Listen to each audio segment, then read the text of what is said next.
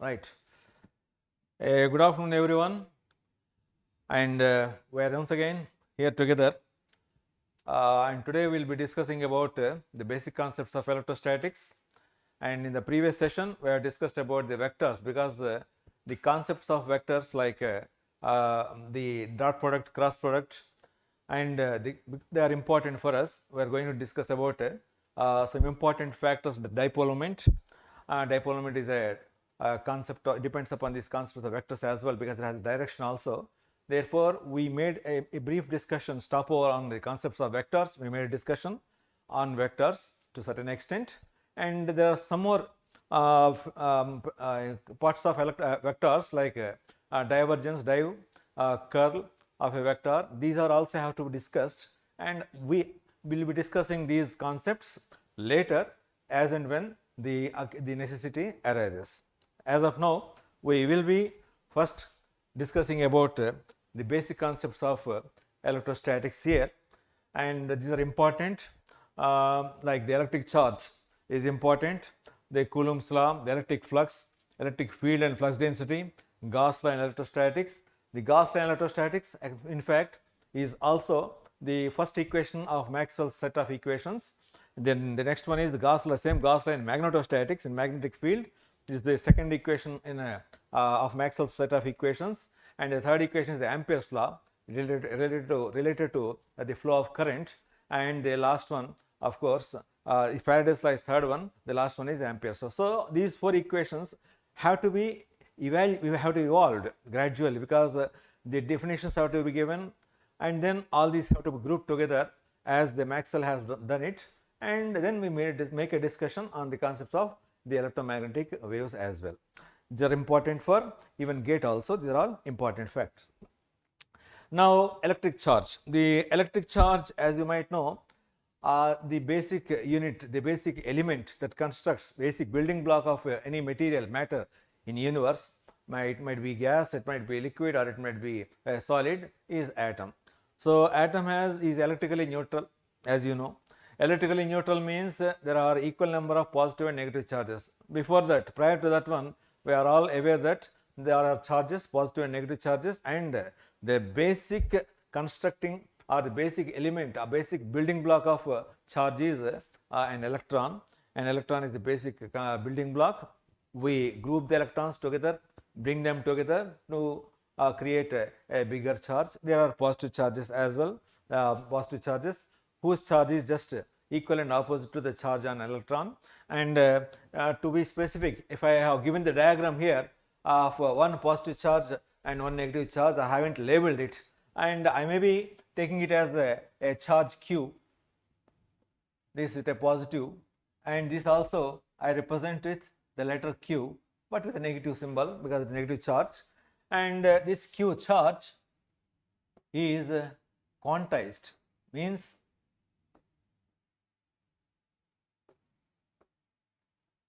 it is some integer times the charge on an electron. So E is the charge on an electron whose value is 1.6 10 raise minus 19 coulomb. See here, it stands for coulomb,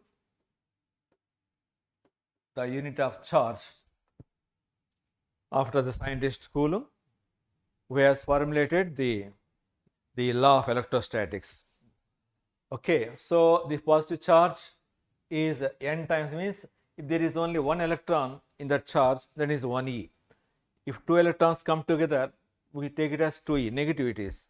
If there are 3 electrons, it is 3e, negative. So negative minus q in fact. So q, I am just giving the magnitude. If it is positive charge, equal positive charge, then q is plus ne, and negative charge is q is equal to minus n equal to minus n, as case may be. So whatever it is, n is a number, simple number. If n is 100, there are 100 electrons forming this charge. If n is 10 to the power of 6, means 1 million electrons, they came together to form into a charge.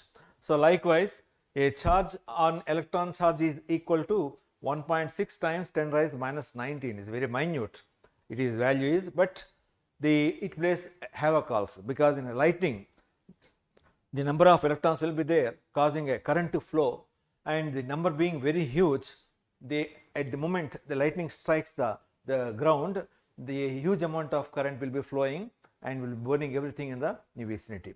So, charge is important. Even if it is 1.6 10 to the minus 19 coulombs, it plays a very important role in the whole of electrostatics here. So, now Q equals to Ne, and whenever you want to find out the value of the number of electrons in a given charge, we simply write N equals to Q by E modulus. N equals to Q by E. Total charge if is given to you like say 2 coulombs, then how many number of electrons are there in 2 coulombs of charge? We simply divide these 2 coulombs with 1.6 times 10 to the power minus 19, which comes out to be some value. Likewise, so we can find out the number of electrons that make up, that create that amount of charge given to us there. So, that is about the charge. And now these lines here shown, every charge has a field around it, just as we know a magnet has a field, just as we know a magnet has a field around it, north south, and this field surrounding it, it extends. I am just giving a line to show that within that line boundary, you call it as boundary, the magnetic field will be higher compared to what it is outside it. As you go away from the magnet, the extent of field, the intensity, we call it intensity of the field, will be reduced. That is about, as we know, because I am giving the example of a magnet, because everyone knows, everyone has seen magnets. We haven't seen charges, but we haven't seen the magnet. So, a magnet creates a magnetic field in the surrounding area, and this magnetic field is shown with some lines. These lines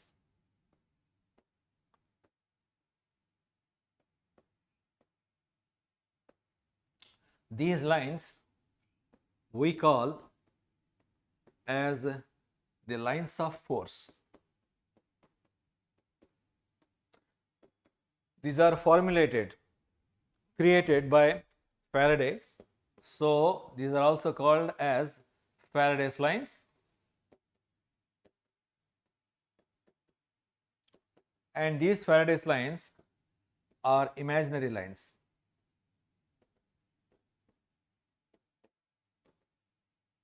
Just give us an idea about the concept of field. That means there is a field. What is the meaning of field? A field means, if I keep, as you know, if I keep a small nail nearest to that magnet, we see the nail is physically moving, displaced and clinging, attaching itself to the magnet, whichever, north pole or south pole. Means it is being pulled, a force is being exerted.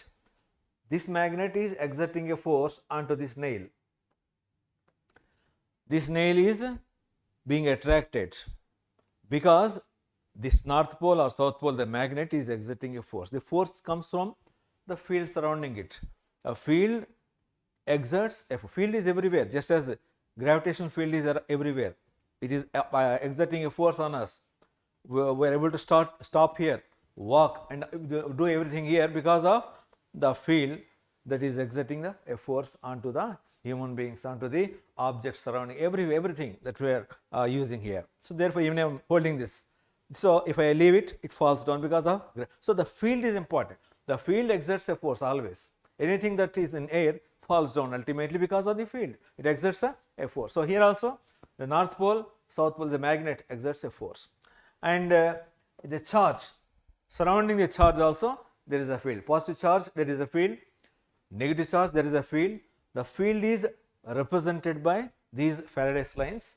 For a positive charge, the Faraday's lines are moving outwards, going out in all directions, and for all practical purposes, we always assume the charge to be spherical in shape. Nobody has seen charge, but it is a natural assumption. Therefore, the positive charge has the lines of force moving out in all directions. We say they are moving radially out, radially because along the radius, because it is a sphere. The charge is assumed to be a sphere. So, for a sphere, along the radius of the sphere, from here, again from the center of the sphere, center of the sphere, the lines are emanating out, going outwards. So that is the concept of a positive charge. These lines of force are moving out radially outwards, and for a negative charge, they all will be moving radially inwards. Means all the lines, they come from where? From infinity, and they join in and reach the center point of the charge, negative charge, which again is a small sphere, smallest sphere in fact. Even if it is smallest, it has a shape, just we assume so, and there is a charge. The charge equals to n times E, where E is 1.6 times 10 to the power of minus 19 coulomb. So these are the lines of force indicating or giving us an impression that there is a field surrounding this positive charge, there is a field surrounding that negative charge as well. So now here, so when we bring in a positive charge to a negative charge close together, obviously these lines will be represented this way. These are all Faraday's lines. How do we do so? That is because we assume that if you have taken a small charge, very small charge, positive always, the small positive charge we call as the test charge.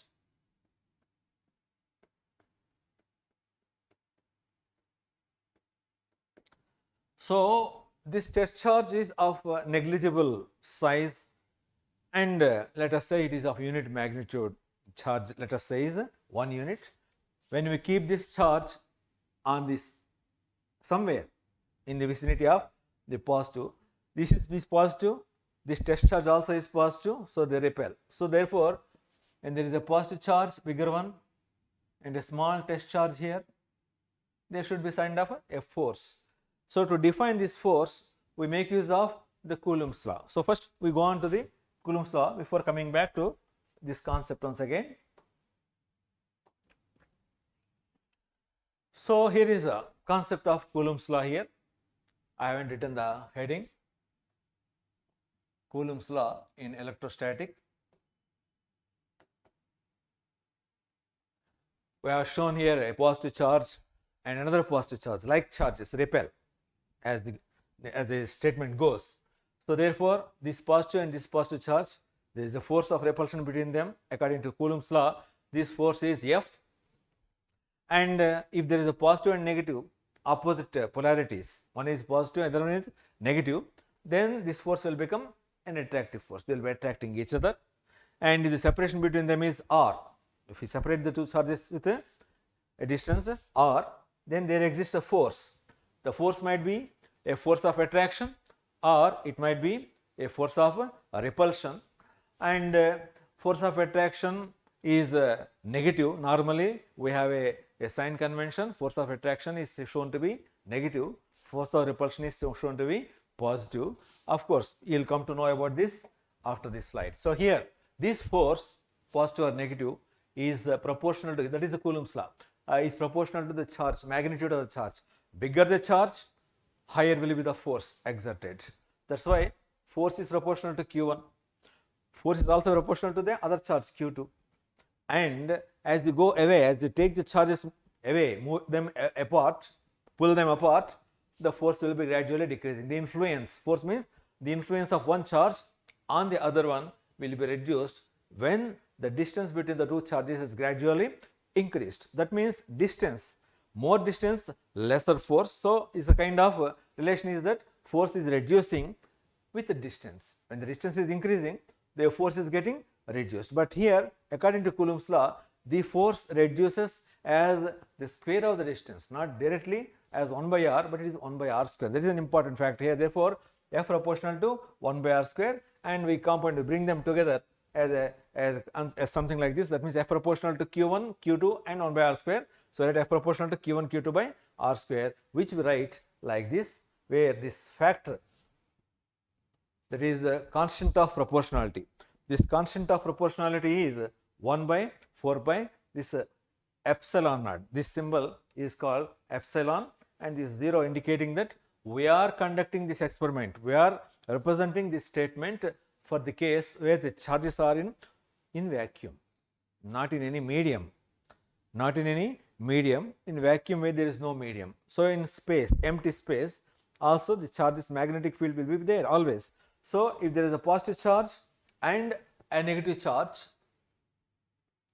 separated by a distance r, I take it as q1 and this as q2, then there exists a force.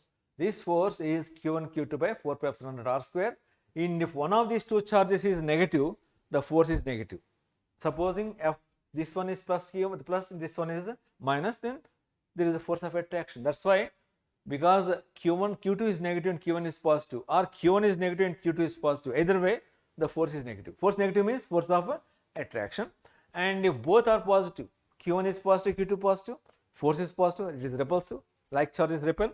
q1 negative, q2 negative, both are negative, negative multiplied by negative, mathematically it is positive, therefore it is also repulsive. So positive forces are repulsive and negative forces are attractive. This is the concept here, and the force value is 1 by 4 pi epsilon naught q1 q2 by r square, and the force is always along the line joining the two centers. So if I join the centers here, this force will be like this, repulsive along the line joining if q1 positive, q2 positive, attractive once again along the line joining, force F, force F. This is when one is positive, the other one is negative. And these are both are positive, and here one is positive and other one is negative. In that case, the forces attract. The force of attraction will be there between the positive and negative. The charges will be attracting, and the force will be negative. So like this, F equals to minus q1 q2 by 4 pi epsilon naught r square. Here it is plus q1 q2 by 4 pi epsilon naught r square. Symbol represents it is positive, this symbol represents it is negative, this is repulsive, this is attractive. Now in this concept, the epsilon is an important factor. What is the meaning of epsilon? Epsilon, as the name says, is permittivity of a medium. Medium, if it is medium, it's the permittivity of the medium. If there is no medium, then it is permittivity of vacuum. So epsilon naught is permittivity of vacuum, free space, no medium at all. Epsilon is that of a medium. And what is epsilon? Means the magnetic field we spoke about in the beginning. Every charge is surrounded by a magnetic field. The magnetic field is not restricted anywhere. The magnetic field is allowed to pass through vacuum. We are receiving light from the sun. The light is now taken to be electromagnetic in nature. Means it is a combination of electric and magnetic fields. Means sun rays are traveling through vacuum into our atmosphere, reaching us onto the ground. That means they are traveling through vacuum, empty space, they are traveling through medium also. That means along with the sun rays, the electric field is traveling, the magnetic field also is going. That means the magnetic field waves, electric field waves are all passing through the vacuum, passing through the medium. So the ability of the medium to allow the magnetic field to pass through, the ability of the medium to allow the electric field to penetrate is represented by these parameters like permittivity. In case of magnetic field, it is permeability. Permeability is represented with the letter mu, and permittivity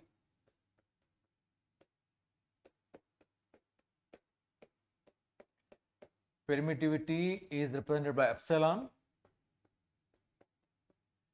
whereas permeability is represented by mu. There is no 0, just mu it is, and both ways, mu for m for magnet, epsilon for E for electric field. Just is only Greek letters equivalent of our English alphabets. Epsilon stands for E, mu stands for m. So epsilon represents E for the electric permittivity, and mu m for magnetic permeability. Permeable means it is also able to seep through. Permeation means seeping, going into the medium, or it may be going into the vacuum also. So these two parameters are important. In case of vacuum, this is epsilon naught and mu naught, and otherwise it is epsilon and mu. And of course, it is established later that the velocity of light or electromagnetic wave is like this, vacuum. So these two important factors are very important, relating the fields, magnetic field and electric field, to the light and its electromagnetic nature. So like that, whatever. So coming back to the concept here, so the permittivity of a medium is a measure of the ability of the medium to allow the electric field to penetrate into the medium. So penetrate or pass through the medium, represented by epsilon. For vacuum it is epsilon naught, whose value is 8.85 10 raised minus 12. Remember that in the case of physics, mostly the smallest value other than 0 is 10 to the power minus 34, that for the Planck's constant. Compared to 10 to the power minus 34, 10 to the power minus 12, for us it is a small value, negligible. But the least value, we look at Planck's constant, 10 to the power minus 34. Compared to that one, this is 10 to the power of 22 times bigger than that value. It's a very huge value, in fact. So therefore it is non-negligible, we cannot neglect it.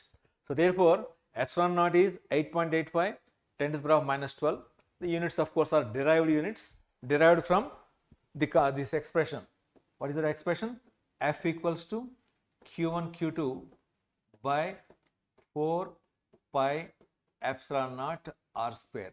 So if I write epsilon naught, isolate epsilon naught will be equal to Q1 Q2 by 4 pi f r square. The unit of Q1 is charge, is coulomb, I told you. Q2 is charge, coulomb. Coulomb multiplied by coulomb is coulomb square, and 4 pi is the constant. Force units are Newton, and r square, r is distance, is in meters. It is meter square because it is r square here. So it is coulomb square by Newton meter square. That is a derived unit from the expression.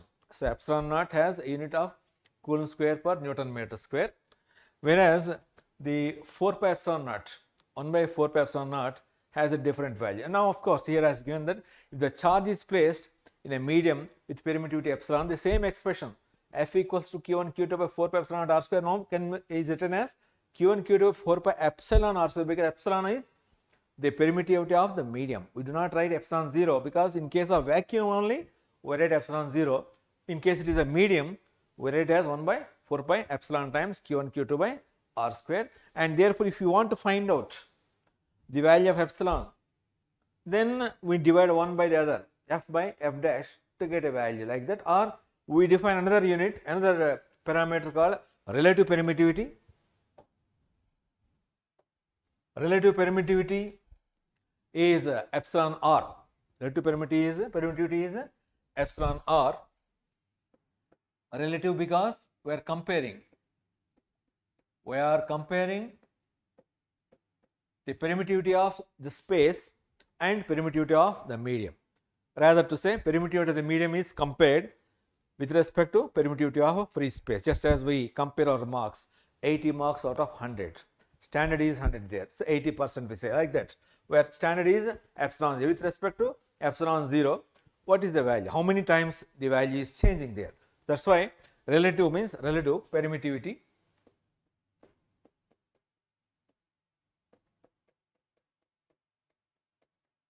Is epsilon r, r for relative is epsilon by epsilon 0. Epsilon by epsilon 0. Next slide here. So epsilon by epsilon 0, because we have defined the force,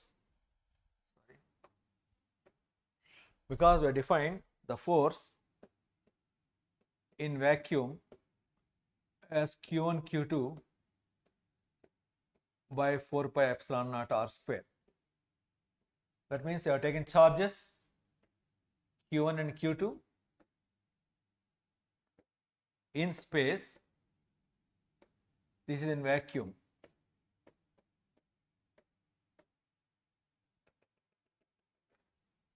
In vacuum, separated by a distance r as usual. So then there is a force of attraction between them, which is given by Q1, Q2 by this much. In case we take the same two charges in the medium, let us say water or even air, whatever. So it is in the medium. The force will not be the same. The force changes. According to Coulomb's law, the force depends upon the nature of the medium also. So Q1 and Q2 separated by same distance r. In that case, the force is F dash. So F dash is again the same charges. The 4 pi constant is same, but epsilon is not same. It is epsilon and r distance also is same. So in these expressions, Q1, Q2, Q1, Q2, 4 pi, these are all the same. R square, the same. That means when we divide one by the other, we get the value of suppose F by F dash, that will be epsilon by epsilon. That's what I have written here. F by F dash is equal to epsilon by epsilon naught. Epsilon by epsilon naught is defined as the relative permittivity, epsilon r. This also has a name K. K for, in fact, it is a Greek letter, kappa. It is not K. K is used many times in most of the places in physics. We use K for conductivity. We use K at elsewhere also. And here, K is just is used to represent in place of epsilon r. We call K as the dielectric constant. So this is what dielectric. Dielectrics are a type of materials, insulating materials rather to say, to a certain extent. So K is also called as dielectric constant when we use it specifically in the case of the application of electrostatics and capacitors. When we talk about capacitors, we make use of epsilon r, and instead of epsilon r, we at times, most of the times, make use of this term as K, kappa. Kappa is also dielectric constant, which is the same as relative permittivity. So, and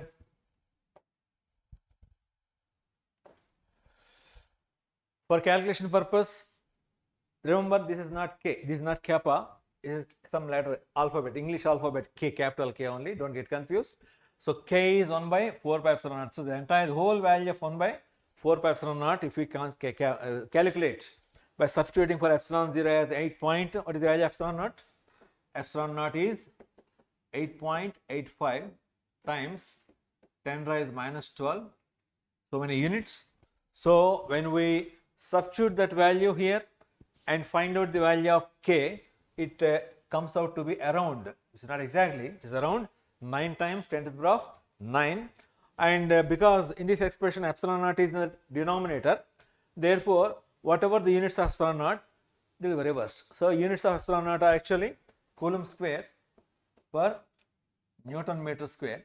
So now for 1 by 4 pi epsilon naught, the units will be Newton meter square per Coulomb square. This will be used time and again, many places, especially in times of evaluating a numerical, a problem. Okay. So remember that epsilon r is K, which is the ratio of the force in vacuum by and force in a medium. You divide force in vacuum and with the force in the medium, we get the value of epsilon r, and epsilon r or dielectric constant is normally greater than 1. We'll come to that. Now next one in the topic, electric charge, the Coulomb's law. So these are all things. And in the Coulomb's law,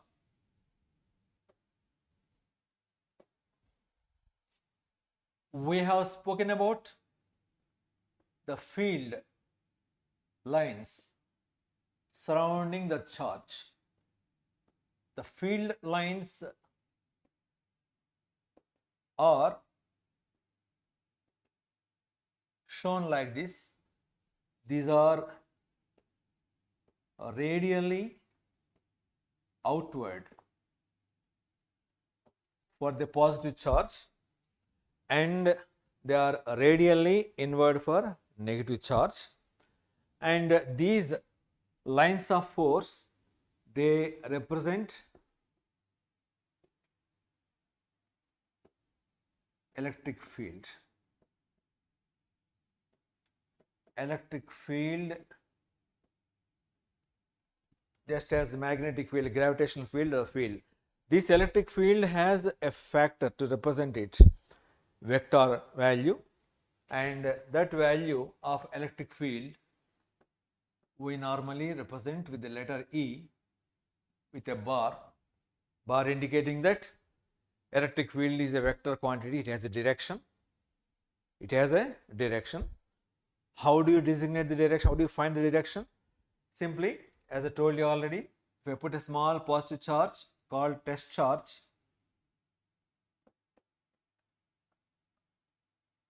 somewhere in the vicinity of this positive charge, and because of the Coulomb's law, force of repulsion exists between these two.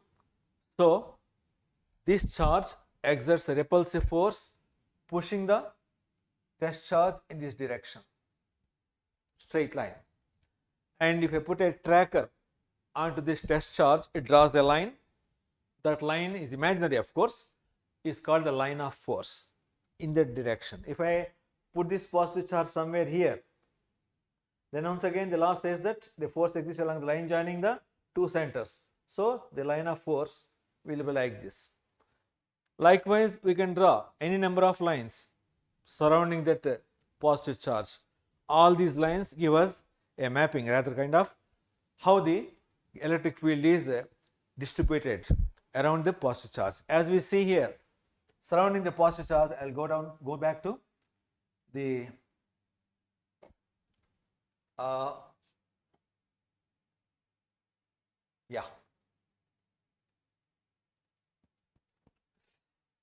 So, here isolated positive charge, isolated negative charge might be there, it is not complete here, I will take it out.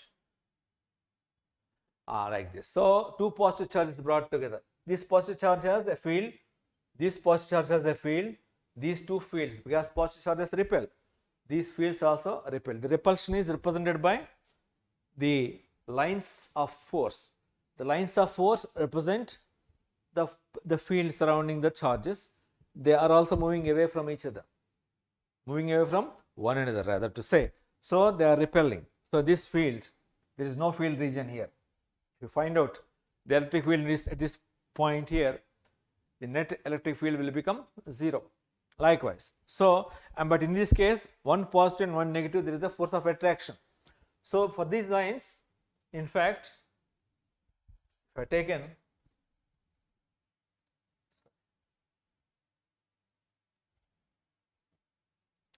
going back here, so if I take a positive charge at this point, this will be repelling in this direction. It draws a line, it's called a line of force. Likewise, the lines of force will be radially outwards for the positive charge. The lines of force drawn will be radially inwards for a negative charge, and for a dipole, we call this as the dipole, one positive and one negative charge, they constitute a dipole. For a dipole, here the charge, the lines of force, they emanate out of the positive charge, they come out of the positive charge and to only join in onto the negative charge. So, every line of force that is coming out of the positive charge ultimately joins in onto the negative charge ultimately. And when they do so, they will be doing so as per a track or the line, the force existing between the assumption, that is an imaginary test charge moving between. So, if I keep a test charge here, just imagine, then there is a force existing in this direction, tangential. The force at every point of this line will be obtained with the help of a tangent drawn. So, the force due to these two positive and negative charges and this small charge will be, resultant force will be in this direction. This force is exerting this is exerting a force in this direction. I will put a negative here like this. and this is pulling it in this direction like this. So resultant will be in this direction. So ultimately this will be tangential along a tangent direction to that line at that point. So there are always two forces. One force is due to the positive charge, the other one is the negative charge. Both are acting on the test charge simultaneously. So this resultant force is acting tangentially onto the charge. Likewise, everywhere as it moves. So that is the concept of the electric field lines we define. And there is one more important point of electric field lines is the electric field lines also give direction of the electric field. Direction of the electric field is the tangent line drawn at that point. So for a isolated positive charge like this, if I put a positive charge here, the tangent drawn will be the direction of the electric field. For here, the tangent drawn will be the electric field here. This is the positive charge, small positive charge called test charge. So whenever you want to find out the direction, you just put a test charge there, join the centers of those two charges and show the direction of the force. The electric field direction also will be along the direction of the force. So relation is there. That means the Coulomb's force, if I take it as F bar, is proportional to the electric field E bar, or that means they are in the same direction, or at times we would say F bar is Q E bar. If there is a small charge of magnitude Q, then if you want to find out the force exerted onto that charge, like this, supposing if I keep a small charge here, one positive charge, test charge, then this electric field, this is E bar, due to the negative charge, exerts a force in this direction. This is electric field, this is the force. What is the value of F bar? F bar is, the charge is Q, is Q E bar. Why do you put a negative here? Negative because it is inverse towards the charge, therefore minus Q E bar, because charge is negative, Q is negative, minus Q E bar. It's a force of attraction. Negative attracts positive, force of attraction, minus Q E bar. And from this we define E bar as a force per unit charge also. Units of force are Coulomb, newtons. So the units may be defined as newtons per Coulomb. The unit of electric field can be defined as Newton per Coulomb. When we define potential, later electric potential, we change the units of the electric field there also later. But now for this point, E bar is F bar by Q. The units of F bar are newtons, units of Q are Coulomb, so it is Newton per Coulomb. That is the concept.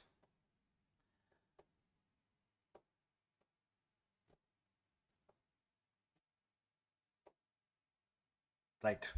So therefore, these lines, I have shown these lines, red lines here, these are all electric lines, electric field lines from an imaginary charge. Charge is there, let us say it is positive charge.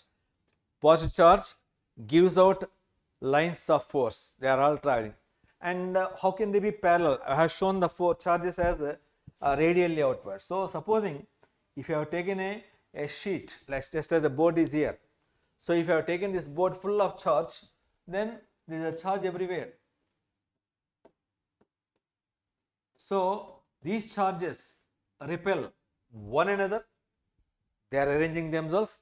So these charges will be giving out electric field lines like this, always perpendicular to the surface. All these lines, they cannot swirl to left or right, they can only travel in the forward direction parallel to another, because they are all repulsive, they are repelling one another, therefore they are all traveling straight. They cannot go left, they cannot go right, because they will be repelled by the other surrounding charges, so they go straight. So in this case, you can expect all these electric field lines to be parallel to one another. So these parallel lines in fact represent an electric field distribution like this, a distribution on a huge surface. Equal charges are all placed on a huge surface like this board. So this board, if it is charged completely, it gives out electric field lines which are all traveling parallel, straight in a single direction like this. So these lines will be traveling infinite distance. And what do you observe here? You will be observing that these lines are less, only 3 lines are shown only for the sake of understanding. Here the number of lines is multiplied to 6. Less number of lines means the intensity is less. More number of lines means the intensity is more. So electric field we have defined is represented or can be said as being as having higher intensity or a lower intensity. Higher intensity if there are more number of lines passing through a given area. You just take a small surface, we keep it in between, we count, just imagine that we count the number of lines just as we fire bullets, number of bullets cutting through that target sheet. So here the number of lines cutting across this area, 6. Okay, we note down 6. Again here we do the same thing, there are only 3. So we say this electric field is higher intensity, this electric field is of a lower intensity. So therefore this is called flux. The number of lines passing through a given surface, the number of lines passing through a given surface, surface may be smaller, surface may be bigger one, the number of lines passing through a given surface gives the quantity called electric flux. So electric flux is the number of lines of force cutting across a given surface, a given surface. If I keep the surface parallel, the lines are passing through it, grazing through it, not grazing the surface, not passing through it, then no lines are passing through that parallel surface, so the flux for this surface will be 0. If let us say the electric field is coming like this, right to left for me, these are all parallel lines. So if I keep a surface like this, then these lines are not passing through this surface, so for this surface my hand, the electric flux is 0. And for this vertical surface, if I keep it like this, these lines are passing through it, entering this side and leaving the other side, then maximum number of lines are passing through it. So therefore the magnetic electric field intense electric flux for this surface is higher, maximum. So electric flux is the quantity that is obtained as the number of lines of force cutting across a given surface, that is the word. So for this surface shown as a circular ring here, there are only 3 lines are passing through it, so electric flux is less, and here more number of lines are passing through it, the electric flux is more, and it is slant here, means orientation. The number of lines here will be more intense because it is perpendicular, and if it is slanted, I told you it is horizontal, means the flux is 0. So the flux also depends upon the value angle of inclination, angle of incidence or angle of inclination, that is theta, and finally it is also proportional to the area within which the lines are passing through. In smaller area, only few lines pass through, larger area, large number of lines pass through, just like this. So I will be giving an example. If there are a number of lines like this, very close, if I keep a smaller surface, a bigger surface like this, all the lines pass through it. If only taken a smaller surface, only 3 lines will be passing through it. Smaller area, less number of lines pass through it, larger area, more number of lines pass through it. That is the concept. So the value of electric flux, we represent flux by the letter phi. It's called phi, phi. Electric flux, to give it the nature, electric field nature, we just put a subscript E here, phi E. Phi E is electric field flux or electric flux simply. The phi E is dependent on the intensity, phi E is dependent on the inclination, phi E is dependent on the area. As you see here, here the flux for this surface is less, flux for the same surface which is vertical, inclination is changed, this is maximum. So flux is maximum for this surface, and for a surface perpendicular to the field direction, the flux is maximum. For surface parallel to the field direction, the flux is 0. And electric flux density, now flux density as you know, anywhere we say use the word density means we divide that value with either area or volume. If it is surface density, because it is related to surface here, we divide by area only. If it is related to volume, distribution over 3-dimensionally, then we divide the same parameter with the volume. But here it is, distribution is over a surface, an area only. So flux density represents the flux divided by area. This flux density is defined as the magnitude of the electric field. The magnitude of the electric field, modulus of E bar, or simply it is E. So E equals to phi E by A. E equals to phi E by A, that is called flux density. So if you want to find out electric field magnitude, then we need to find out the value of the flux, divide the flux with the value of the area of the surface under consideration, we get the value of electric field at that instant of time. Okay. So electric field is also equal to the ratio of the number, because the flux is also equal to same as the number of lines of force. More the number of lines of force, higher will be the electric flux. So we divide the number of lines of force, we count the number of lines of force, that number gives the value of electric flux. One way of saying that one. So the ratio of number of lines of force to area, which is same as flux to area ratio, is defined as flux density. Flux density is int. Now from this we write the value of flux phi from here. Therefore phi E is multiplying these two is equal to E times A. This is the expression or parameter, this is the product we use in the case of Gauss law as the left hand side. In the case of Gauss law, we equate the electric flux with the charge, because when there is a charge, there is a field.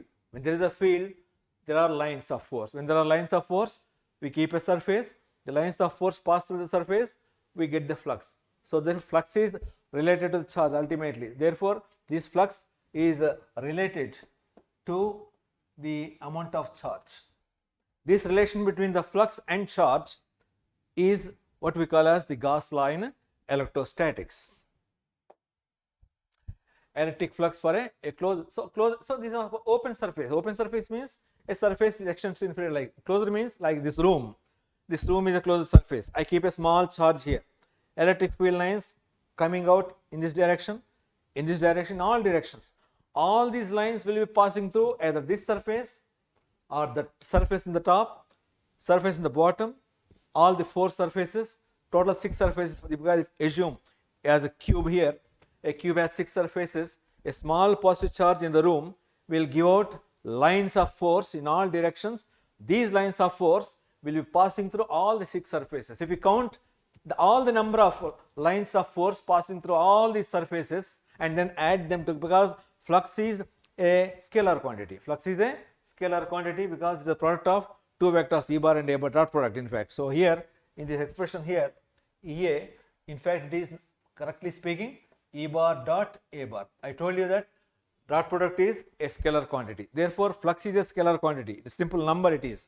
So if we count the number of lines passing through this surface, number of lines passing through this surface, number of lines passing through this surface, number of lines passing through that surface, lines passing through the roof, lines passing through the flooring, add them together because numbers add simply, then that number gives the value of the total flux for this closed surface. It is closed because the room has 6 surfaces coming together, it has created this room. The room is a closed surface. So for a closed surface, if you find out the value of the flux, then we call it electric flux for a closed surface. And in Gauss law, we use this closed surface concept only. Gauss law is all about closed surface. So here in this case, the positive charge is here.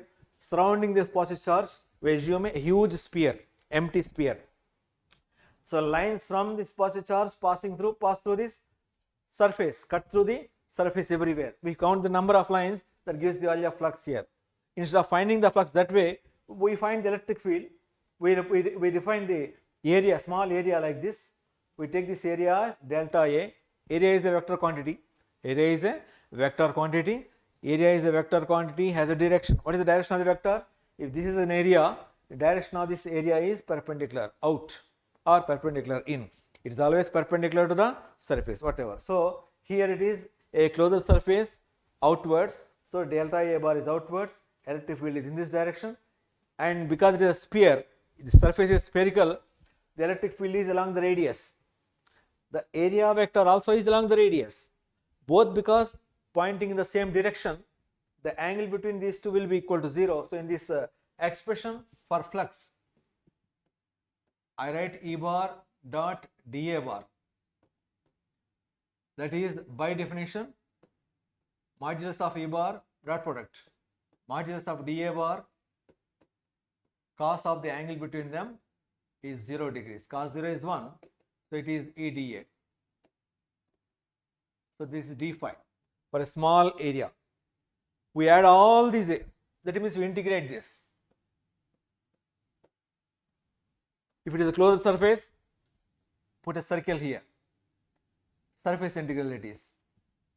So, for this whole surface which is closed, the product of E bar dA bar, E bar dot dA bar gives the value of the total flux. That is what we write here. So, delta phi is a small elemental flux, a flux due to a small area that we have created. Let's like suppose this surface, I cut a small surface, small area. This area has a value dA. It has a direction like this. Electric field is also passing through like this. Imagine E bar and dA bar pointing in the same direction. The value of 0 is, they need not be. If the electric field is in this direction, let us say we have taken area like this, dA bar is like this, electric field is in this direction, then there is an angle between these two. In that case, the value will be d phi is E dA cos theta. So, E dA cos theta. In simply speaking, we write phi equals to integral over a surface E bar dot dA bar. This gives the value of the flux for a given surface. If it is closed surface, we put a circle here. If it is an open surface, we do not have to put a circle there. You simply write integral E bar dot dA bar. Remember that these are all surface integrals, means evaluated over a surface, has x direction and y direction, two directions there, like this. So, total flux sigma summation, we add all those values, or integration, continuous charge distribution, it is integration. If charges are discrete, placed distant distances, then it is the value. In case it is continuous, we write phi equals to E cos theta dA or E bar dot dA bar. This is for a closed surface, it is E bar dot dA bar with a small symbolic representation for a closed surface there. So, if the surface encloses a positive charge and a negative charge forming an electric dipole, then the resultant electric flux through the surface is equal to 0. That means like this, if you have a positive charge here and a negative charge, then we have a surface like this. This surface we call as the Gaussian surface. For Gauss law, Gaussian surface is imaginary surface. Purpose of Gaussian surface is to just estimate the flux from the positive charge, flux from the negative charge, or the lines of force cutting the surface. A closed surface it is. Gauss law uses closed surfaces only. So, a plus charge plus q, minus charge minus q. These are equal charges. Equal charges means the number of lines of force coming out of this positive charge is exactly balanced by the number of electric lines of force joining in onto the negative charge. So, this number if it is plus n, this number if it is minus n, adding them, because n number of lines are going out, n number of lines are entering in. Just like 10 people enter the room, the same 10 people leave the room, is number of people in this room is stable, constant. It may be 0 or it may be some other value, does not change. So, that is what is. So, if there is no additional charge here, the charge becomes 0, and this charge depends upon the number of lines. Number of lines given out by q is same as number of lines taken in by minus q.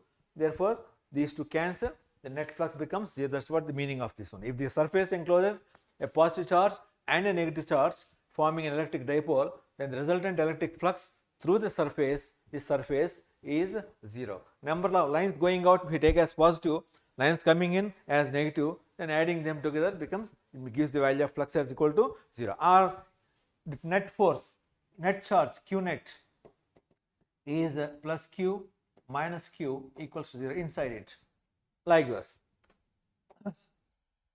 Now the Gauss law. Gauss law in electrostatics, the statement is this one. Surface integral E bar dot dA bar equals to q by epsilon naught. This is a statement. What is the statement says that this left hand side is the value of flux. The right hand side is basically the charge enclosed in an imaginary surface called the Gaussian surface. So the flux, that means if I take a surface like this, the positive charge inside, I take it as q, then this charge gives out lines. These lines will be passing out.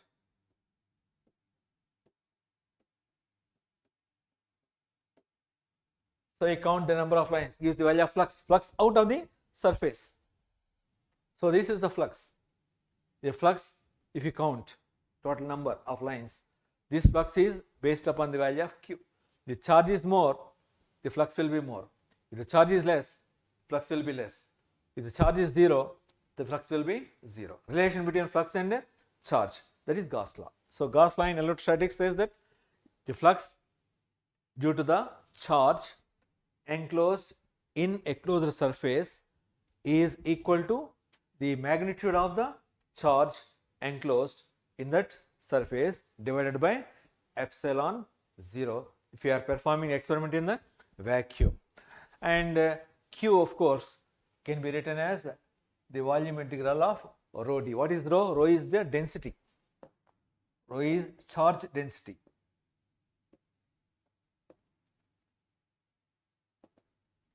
Charge density means total charge, because charge is distributed over a given volume inside this volume.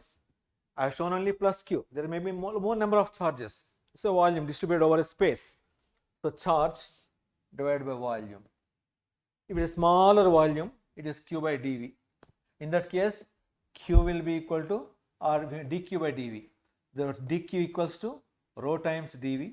Total charge enclosed is integral dq over this surface, closed surface, volume integral of course, and dq is rho dv. That's what I have written. Q is equal to volume integral over a closed surface. So how much volume is enclosed in this surface? How much charge is enclosed within that surface is equal to rho dv, where rho is the charge density or density per unit volume. So if you substitute, paste it here, then we get surface integral E bar dot dA bar equals to 1 by epsilon naught times integral rho dv. That is a statement of the Gauss law in electrostatics. It is in the integral form. We call it as the integral form of Gauss law in electrostatics. And a small modification is when we convert this integral form into a differential form. For that we make use of the Gauss divergence theorem. Gauss divergence theorem says that E bar dot dA bar over surface integral is div E bar dv volume integral. Conversion from surface integral to what? That means it has a physical meaning. I will discuss this physical meaning in the next class. So this gives us only a statement of Gauss law in different form. We call as the differential form it is. We will discuss about the differential form in the next class before going on to some more discussions on these concepts, associated concepts. So I will stop my lecture at this point. Thank you very much.